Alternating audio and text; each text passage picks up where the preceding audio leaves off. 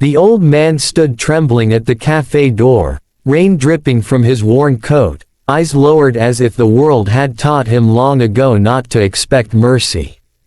Inside, warmth, laughter, and the smell of fresh coffee wrapped around everyone else. But for him, crossing that doorway felt like crossing into a place he no longer belonged. No one noticed him at first. And maybe that was the most painful part. Before we go any further, let me ask you something important. If you believe that kindness still matters in this world, that small good deeds can change lives, and that everyone deserves a second chance, please like this video, share it with someone who needs hope, and subscribe to the channel for more heart-touching stories like this. Your support helps keep these stories alive. The café sat on a busy street corner, a small place with foggy windows and chipped wooden tables that had heard thousands of conversations over the years. It wasn't fancy, but people loved it because it felt safe, familiar. Behind the counter worked a young waitress named Emily. She was in her mid-20s, her hair always tied back in a simple ponytail, her eyes carrying both tiredness and quiet strength. Life hadn't been kind to her either. She worked double shifts most days, sending money home to help her sick mother and saving whatever little she could to someday escape the cycle of survival. Still, she smiled at customers like each one mattered. That afternoon, the cafe was crowded. Office workers tapped on laptops, couples whispered over shared desserts, and the espresso machine hissed like it was alive. Emily moved quickly, balancing trays, refilling cups, apologizing when orders were late. Then she noticed him, the old man still standing near the door, hesitant, clutching a small paper bag. His shoes were soaked, his hands shaking slightly from the cold. He looked around, eyes full of uncertainty, as if expecting to be chased away at any moment. Some customers noticed him too, but their reactions were different. A few frowned. One woman whispered something to her friend and glanced at him with discomfort. The manager, busy in the back, hadn't seen him yet. Emily felt a familiar ache in her chest. She had seen this look before, on her father years ago when life had broken him down and strangers looked through him instead of at him. The old man finally gathered the courage to step forward and asked, in a barely audible voice, how much a coffee cost. His voice cracked with embarrassment. Emily told him the price gently, and he opened his hand to reveal a few coins and some crumpled bills. It wasn't enough. He stared at the money for a moment, then closed his hand slowly, as if shutting a door on hope. He nodded, whispering an apology he didn't owe anyone, and turned as if to leave. That was the moment everything changed. Emily didn't think. She didn't calculate. She didn't worry about rules or consequences. She just felt. She called out to him softly and told him to wait. She reached into her apron, pulled out a few bills, money she had planned to use for dinner that night, and paid for a hot coffee and a simple sandwich. She placed the cup in front of him with both hands, her smile warm and genuine, not the kind forced by customer service training, but the kind that came from the heart. The old man looked at her as if she had handed him something far greater than coffee. His eyes filled with tears he tried unsuccessfully to hide. He thanked her over and over, his voice trembling not from the cold anymore, but from emotion.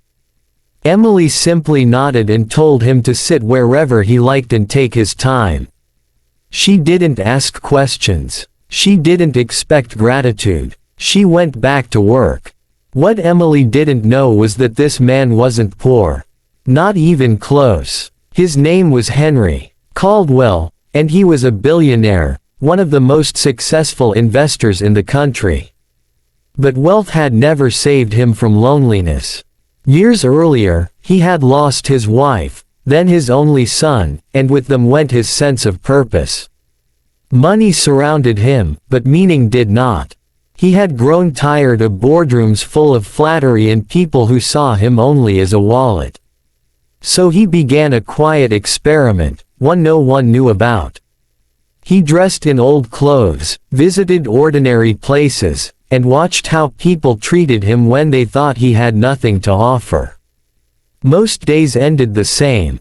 Cold stares, indifference, sometimes outright cruelty. That day, he had walked into the cafe expecting nothing different. As Henry sat there, holding the warm cup between his hands, something inside him cracked open. Emily didn't know his name. She didn't know his bank account.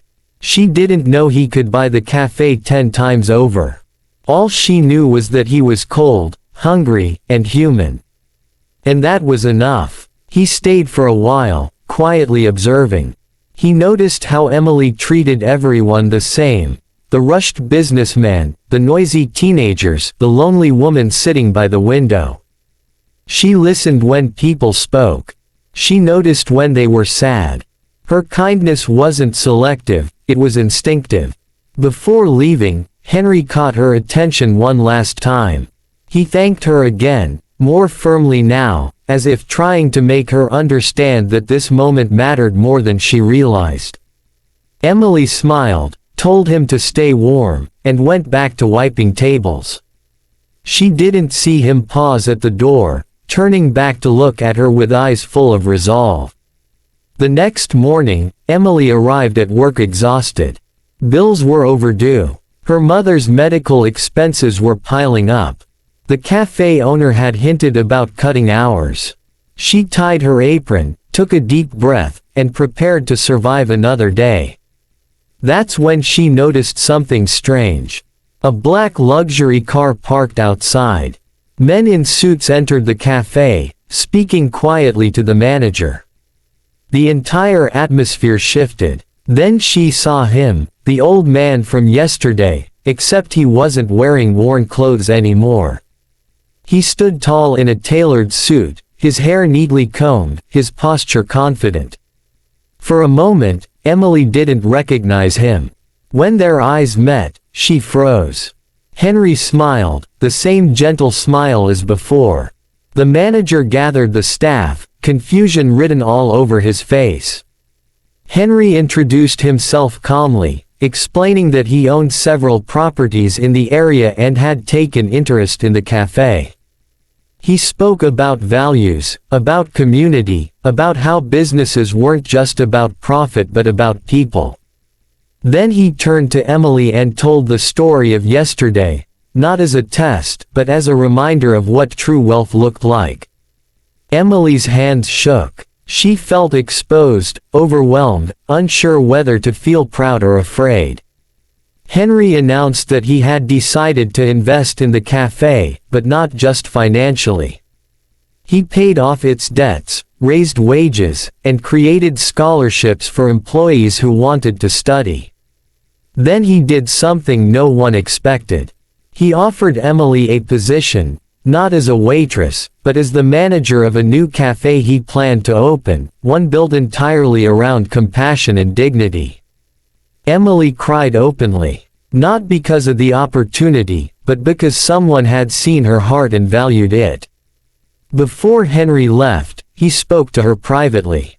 He told her that she had given him something priceless that day, not coffee, but faith. Faith that kindness still existed without conditions. Faith that his life could still mean something beyond numbers on a screen. As the months passed, Emily's life slowly transformed. Her mother received proper care. The new cafe flourished, becoming a place where no one was turned away hungry. Henry visited often, never announcing himself, always watching quietly, smiling as he saw kindness ripple outward. And just before this story ends, I want to ask you something special. If this story moved you, please comment the word kindness below. Let's fill the comments with hope and remind the world that good hearts still exist. Because here's the truth, Emily didn't know she was helping a billionaire. And that's exactly why it mattered. If this story touched your heart even a little, please like this video, share it with someone who needs encouragement today, and subscribe to the channel. Your engagement helps stories like this reach people who may be standing at life's door, afraid to step inside. Sometimes, the smallest kindness changes everything, not because of who receives it, but because of who gives it.